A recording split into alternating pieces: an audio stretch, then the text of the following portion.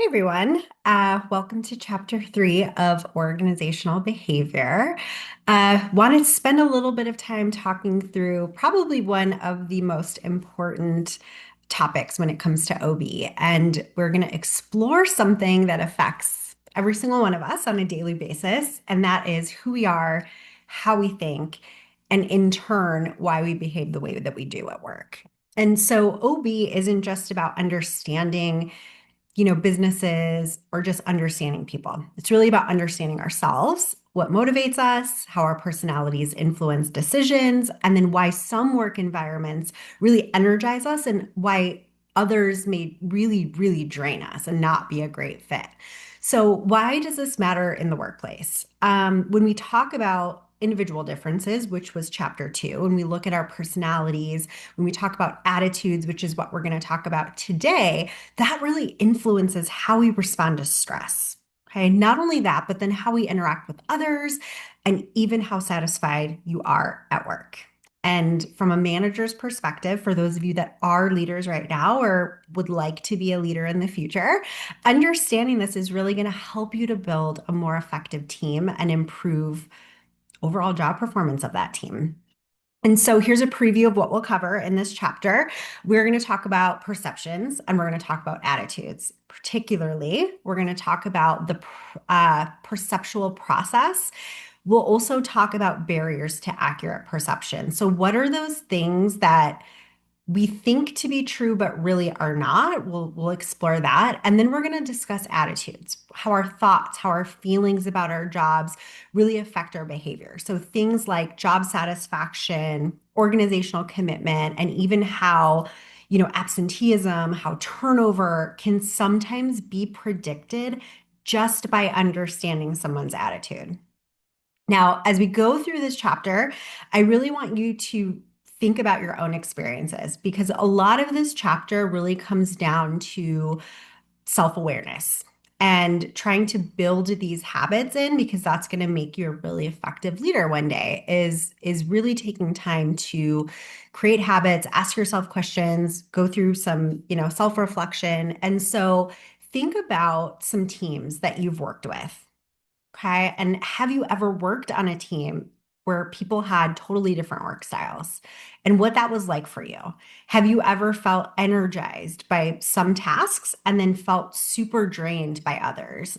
Or have you noticed how someone's attitude, whether that's positive or negative, can affect the entire group? And that is what makes this chapter so powerful. It's personal, it's practical, and it will help you better understand yourself and others. Okay.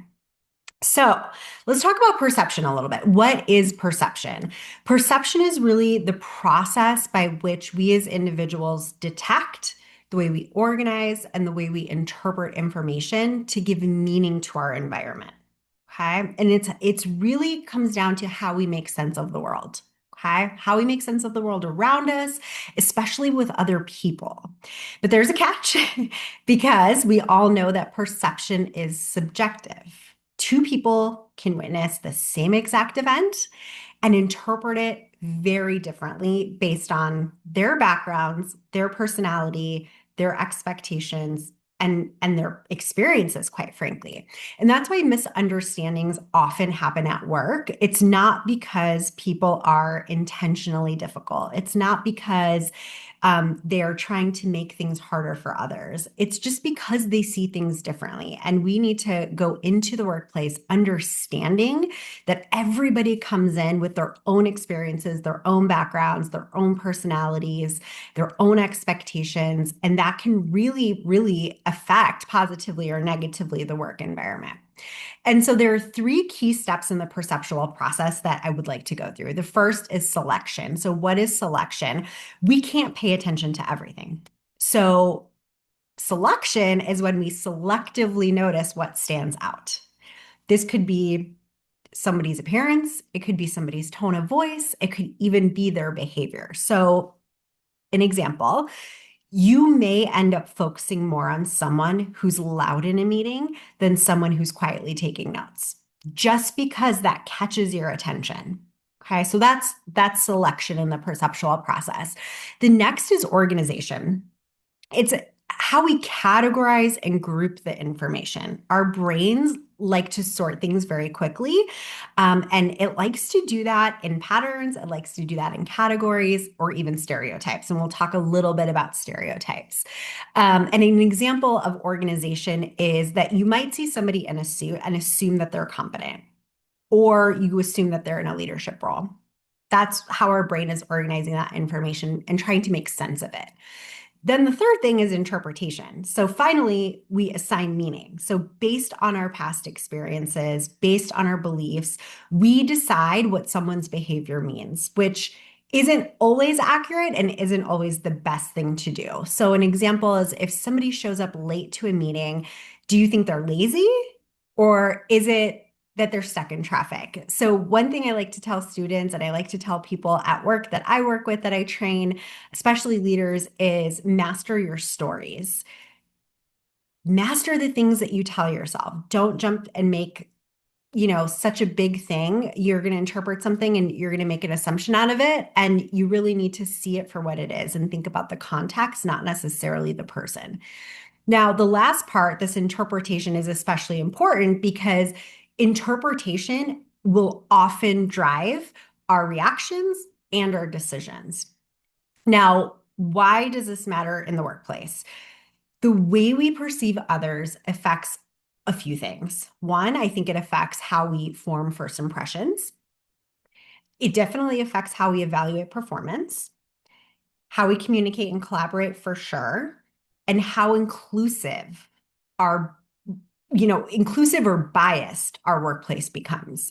Now, if we assume the worst about somebody without considering the context, and when I say context, I mean the environment, the situation.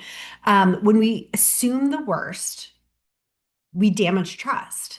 And then we miss out on seeing somebody's actual potential. But if we can become more aware of how perception works and that it's not always accurate, we can pause, ask questions, and make better judgments. Self-perception, I do want to say that self-perception matters too, a lot. It is worth noting. It's not just how we perceive others, but it's how we perceive ourselves that matters too.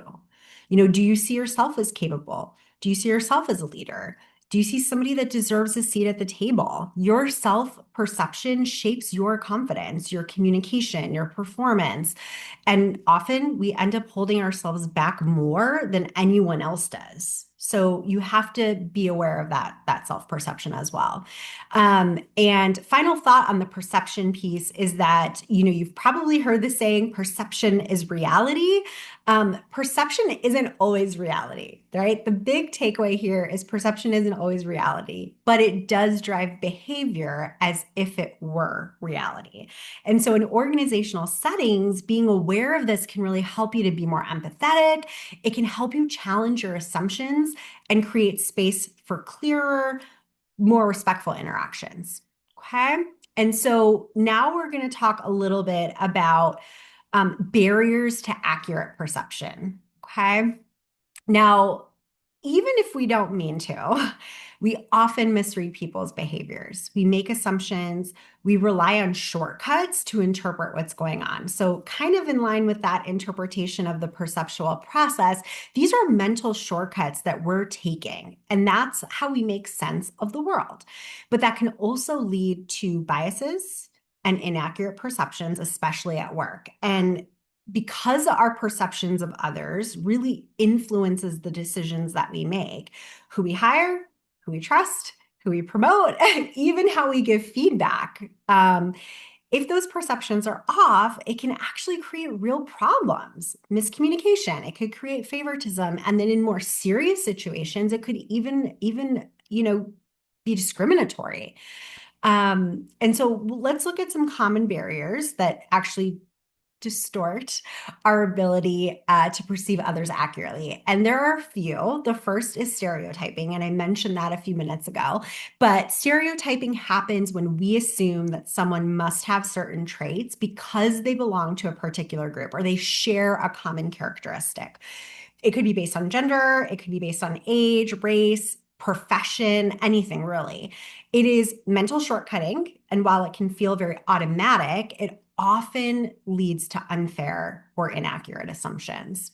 And I would ask yourself, have you ever assumed someone's capability or lack of them based on one characteristic? I'm sure we can all think of a time in our life where we have done that, myself included. The next kind of barrier to accurate perceptions is called the halo effect. And this is where one positive trait really overshadows everything else. So, as an example, if someone is very charismatic, if they're attractive, we might also assume that they're smart, that they're capable, and that they're trustworthy, even without evidence. Okay. And you can think of this in the workplace when it comes to performance reviews or even interviews, right? How much do we let one strong impression color the rest? Then we have selective perception. And this is an interesting one because I think that there is a lot of like neuroscience behind some of this. And again, we talk about this, org behavior being the social and the psychological, paying attention to those kind of contexts, right? That there's a huge psychological discipline and a social discipline that goes into org behavior. And when we talk about selective perception, this is when we only see what we expect to see. So we might actually filter out information that contradicts our beliefs or only notice the behaviors that confirm them. It's like watching a movie with blinders on, right? We miss the full story. So in a workplace setting, that can really lead to misjudging people based on our own assumptions rather than what's actually happening. Now, I say this because your brain is constantly looking for evidence of what you tell it. And sometimes that's a very unconscious thing. Think about something very simple as I go to a car dealership and I buy a new car and it's a really cool, like gray color, it's matte, it's whatever it is. And all of a sudden, after I buy that car, I'm seeing that color car everywhere on the street. That is exactly what that is, right? You are whether you're doing it on purpose or not, your brain is looking for evidence of what you're kind of telling it. Now, the next one, another barrier to accurate perceptions is projection. And projection is when we assume that others are going to think or feel the same way that we do. And it's like we're projecting our own values, our emotions, and our attitudes onto someone else. And the problem with that is when people don't react how we expect, then we end up getting frustrated or confused when really they're just seeing the world differently, and that's okay. And then last barrier to accurate perceptions is the self-fulfilling prophecy. And this is when our expectations about someone actually influences how they behave. So an example of this could be that if a manager expects a new employee to be incompetent, they will likely micromanage them. And in turn, that lack of trust could lead to underperformance, which then confirms the manager's original expectation. So it becomes this cycle, and it's a cycle that we unintentionally create. And so I mentioned at the very beginning that a key takeaway of this chapter is awareness being the first step. All of these barriers are common, but they're not inevitable, right? The key is to become more aware of how we perceive others and more intentional about checking our assumptions. So again, a few questions you can ask yourself is, am I seeing this person clearly? Am I giving them a fair chance? Am I letting one trait, one belief, one past experience shape your entire view of somebody else? If you can slow down and question those automatic thoughts that come, we can actually end up building much more strong, equitable relationships at work. And we can become better colleagues, we can become better leaders, and for sure, we can become better communicators. Now, the next thing I want to talk about is attributions. And this is how we kind of interpret the causes of behavior. Now, attribution is the process of figuring out why people do what they do. So when someone shows up late to a meeting, when they miss a deadline, or they deliver a great presentation, what do we assume is the cause? And that process of assigning the cause is what we call making an attribution. And the key is the cause that we assign shapes how we react. There are two types of attributions, two main types. The first are what are called internal attributions. And this is, we believe that the behavior is due to something within the person. Okay. Oftentimes their personality, their attitude, their work ethic, just as some examples. Then there's external attributions. And this is, to explain it, we think that the behavior is caused by something outside of the person. It could be a family emergency, it could be unclear instructions, it could be company policy. And as an example, we say, let's say your coworker misses a deadline. If you were to make an internal attribution about that, you might think that that coworker is lazy. You might think that they're disorganized. But if you make an external attribution, you might actually think, hey, maybe they're overwhelmed with other projects. Or maybe they just didn't get the info that they needed to get this done. So I'm not sure if you see the difference, but if you don't, one leads to frustration and the other leads to understanding. Now, according to attribution theory, we often, whether we realize it or not, ask three key questions when we judge someone's behavior. The first one is consensus. Do other people behave the same way in this situation? If so, it might be the situation and not the person. That's external attribution. The second one is distinctiveness. Does this person behave differently in other situations? If the answer is yes again, it's probably the situation. Again, an external attribution. The third is consistency. Does this person always behave this way in this situation? If that answer is a yes, it might be something that's more internal, might be a trait, it might be a habit. Now, these three questions actually help us to determine whether we can attribute behavior to the person or to the context. Now, there are some common attribution errors, and these, another word for that, are just biases that we fall into, okay? The first one is fundamental attribution error. And this is when we tend to overestimate the internal factors and underestimate some of the external factors when we judge others. An example could be, she's rude, instead of, hey, she's probably having a tough day. The next kind of common attribution error is the self-serving bias. And this one shows up when we judge ourselves. So we tend to attribute our successes oftentimes to internal factors. So for example, I'm smart. And then we also tend to attribute our failures to external ones, like that test was unfair, right?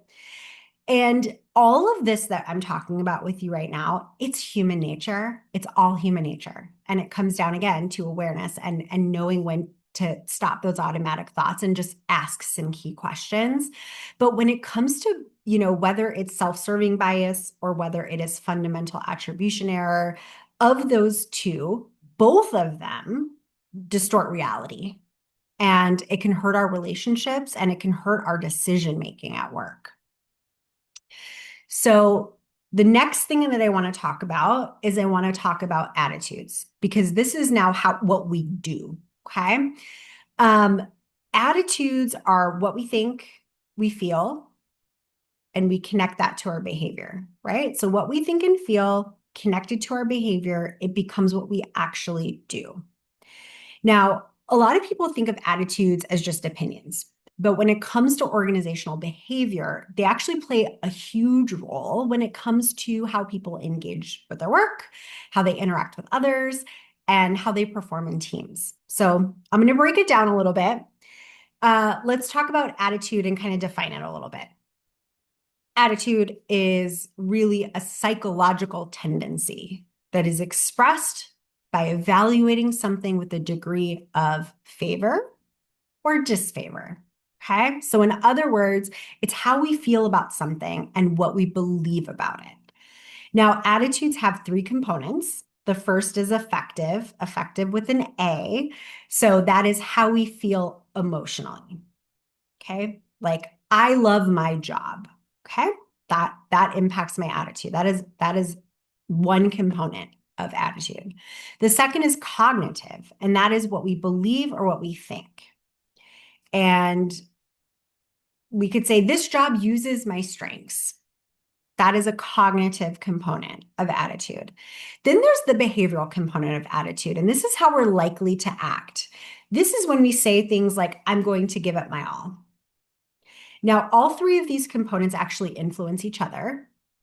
And it's not rocket science, but if you feel good about your job and you think it's meaningful, you are more likely to show up engaged. You're more likely to show up enthusiastic. Whereas if you don't feel good about your job or you feel like you're in a job where it's not meaningful, you're more likely to be disengaged. You're more likely to feel drained at the end of the day.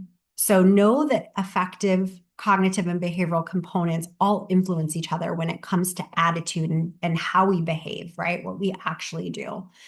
Now, I want to talk about two of the most important types of attitudes in the workplace. And in the workplace, the first is job satisfaction. And this is how we positively or negatively feel about our job overall. It's influenced by many things. Oftentimes, it's the work itself. It could be pay, coworkers, it could be recognition, and then alignment with your values. And I mentioned alignment with values being very important in my last video. Now, why does job satisfaction matter so much? Job satisfaction is such an important part of organizational behavior. There are thousands and thousands of studies on job satisfaction. It's a huge focus in the workplace. But it matters because it's strongly related to performance. It's related to turnover. It's related to absenteeism. It's even related to mental health, burnout, things like that. The second important component, or one of the most important attitudes in the workplace, is organizational commitment.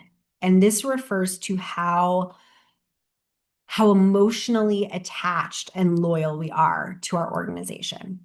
And there are three types of organizational commitment. The first is effective with an A, commitment. This is where we say, I want to stay, right? Emotional, I want to stay, I'm committed. Then there's continuance commitment. And this is more, you go from I want to stay to I need to stay. So for example, I need to stay in this job, maybe for financial reasons. And then there's normative commitment. And that is, I ought to stay. And that's due to obligation or due to loyalty oftentimes. And so high commitment, especially effective commitment, that I want to stay, leads to lower turnover and higher engagement. And we want our workers in the workplace. We want our people. We want you, yourselves, we ourselves want to stay in our jobs because we love our jobs. So affective commitment is definitely high commitment and where we would like to see people. Now, attitudes don't always predict behavior, and oftentimes can. But while attitudes influence behavior, it doesn't always predict it perfectly. And why is that? I think it's because other factors get in the way, right? So workplace pressure, job insecurity, lack of alternatives. As an example, someone might hate their job, but they keep showing up because they need the paycheck, right? Or someone might love their team, but they leave because of poor upper management. And this is why, and I'm kind of tying all these things together, but this is why understanding the context is so critical in organizational behavior. Understand the context, understand the situation, okay? Now, how to improve attitudes at work. If you're leading a team or you just want to improve your own work experience, I would focus on a few things. The first is creating meaningful work. The second is recognizing contributions. The third, and I think is so important, is supporting autonomy and growth. Autonomy is a very hot topic in organizational behavior as well. And even in just like management and leadership research, autonomy is when people feel like they are empowered, right? And trusted to do the things, right? To be able to produce great work. And that, again, their managers are letting them do that.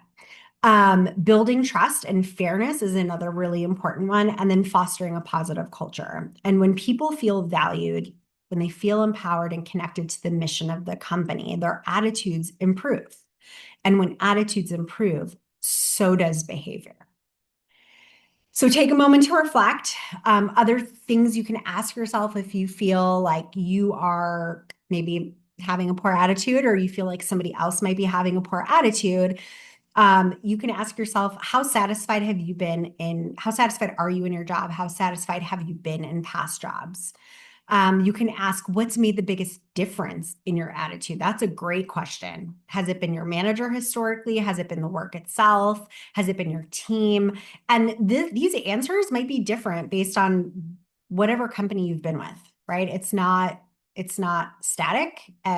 Again, because we're all coming in with different experiences and expectations and personalities and backgrounds. This will change, right? One person changes the dynamic always. And then what type of commitment do you feel most often? Do you feel effective, continuance, or normative? Do you feel like you really love what you're doing? Do you feel like you have to do what you're doing? Or do you feel that you should continue doing what you're doing? Now, when you can understand your own workplace attitudes, it can help you better manage your career, right? And one day, hopefully, lead others more effectively. So, last thing on kind of like attitudes. In general, attitudes are very powerful, right? They may not always tell the full story, but they do give us clues about motivation, about culture, and engagement. And the better we can understand them, the better we can actually shape environments where people are going to thrive and not just survive.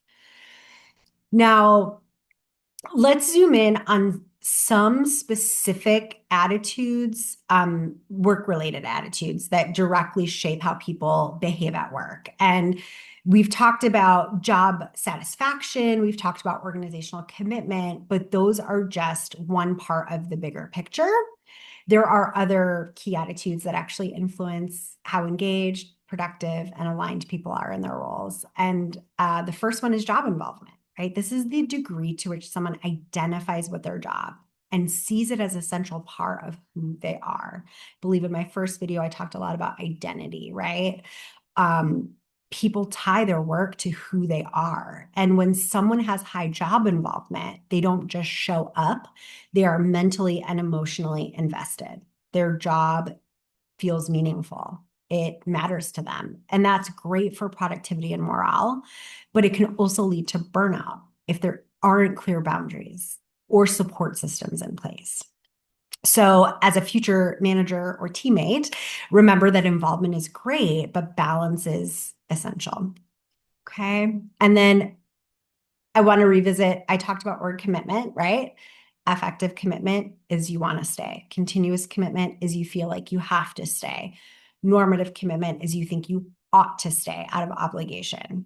And each one has different implications. The most powerful and healthy is obviously effective commitment, where people are just genuinely connected to the organization's mission, their values, and their goals. And if a workplace can foster continuance commitment, where people stay because they feel trapped and that they don't have anywhere else to go, you're going to see high frustration and you're going to see low engagement. Okay. The third one that I want to talk about is organizational citizenship behaviors, and they're also known as OCBs. And these are the extra things that people do that aren't a part of their normal job description, but they do help the organization thrive. And some of those things are helping a coworker, maybe taking on a stretch assignment, so volunteering for extra tasks, speaking positively about the company, right? Being an ambassador, and even mentoring new employees, right? And OCBs aren't mandatory, but when people choose to do them, it is a sign of strong positive attitudes and a healthy culture.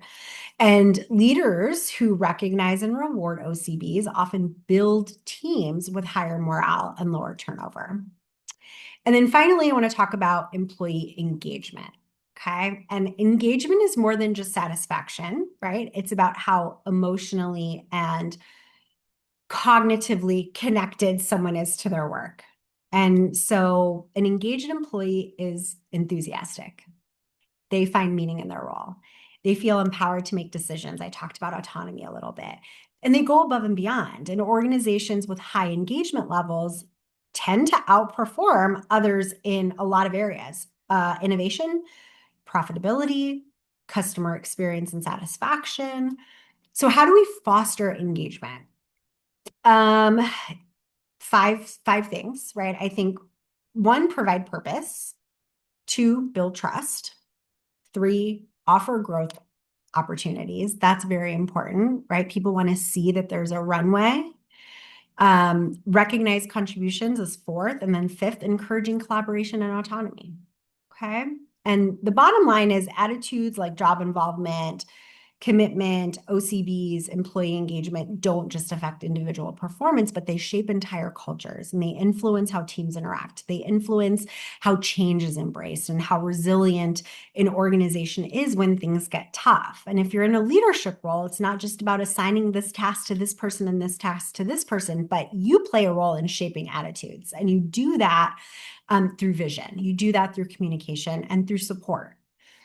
So, ending with a quick reflection on some of the work-related specific attitudes, have you ever gone the extra mile at work without being asked? And if so, why? Um, what makes you feel the most engaged? And if you've ever felt disconnected, what could your manager or team have done differently? Okay. The most successful organizations aren't just filled with smart and skilled people. They are filled with people who care, who show up, who go beyond what's required because they feel connected to something bigger, right? And that helps us lead, manage, and support others more effectively. Now, as we wrap up kind of chapter 3, I want to take a step back and reflect on the big picture a little bit. This chapter has really been about understanding ourselves and others in the workplace, because what we bring to work each day goes far beyond just our skills or our job titles. We bring our personalities, right? Unique patterns of thinking, feeling, and behaving, and these influence how we solve problems, how we work in teams and respond to stress or change, how we deal with conflict. We bring, and those often then help, form our perceptions, right? And sometimes those perceptions are inaccurate. So we saw how stereotypes, the halo effect, and other biases can cloud our judgment. And that's why awareness is key, right? The better we understand our blind spots, the more fair and inclusive we can be. The third thing we talked about were attributions, right? The stories that we tell ourselves about why people do what they do. Are we blaming someone's character, or are we considering the context? And just shifting that lens can transform the workplace, right? It can transform how we lead others and how we support others. And then attitudes, right? About our jobs, our organizations, and our roles. And these attitudes drive engagement, drives motivation, and behaviors like showing up, helping out, or going the extra mile. And then lastly, we just covered work-related attitudes like job involvement, right? So how invested are we in our work? Organizational commitment, why we stay or why we don't. Organizational citizenship behaviors, or OCBs, which are the helpful actions that go beyond our job descriptions. And employee engagement, right? So the deeper sense of meaning and energy that fuels performance. So key takeaway from all of this: if we want to build better workplaces, teams, and careers, we have to understand what drives behavior, not just in others, but in ourselves as well. And as future professionals, leaders, teammates, your ability to read the room, check your assumptions, and intentionally shape attitudes is what will set you apart and make you successful in your careers. So as you head into your next role, internship, team sport, next class, ask yourself, what attitudes am I bringing? How do I interpret the behavior of others? And how can I foster engagement, fairness, and trust wherever I work?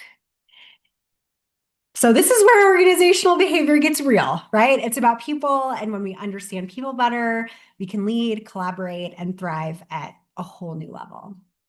Thank you for joining me in this chapter. I hope you have a wonderful week, and we'll talk to you soon. Thanks.